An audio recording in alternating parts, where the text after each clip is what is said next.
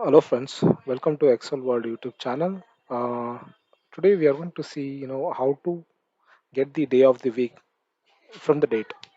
So let's go to the Excel workbook and see the examples. So we have the date in column B. So I'm going to, get the day of the week for these dates. So let's press equal to sign and so I'm going to use the text function, text text,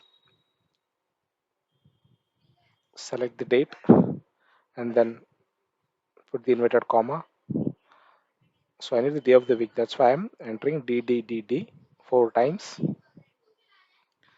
and close the inverted comma and then close the bracket, then enter. Okay. See, now it's showing the day of the week. So now I'm going to copy and apply to the apply this formula to the rest of the cells. Okay, it's done. Now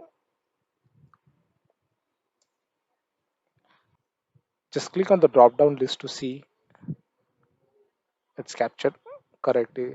Yeah, it's captured all 7 days. That's awesome.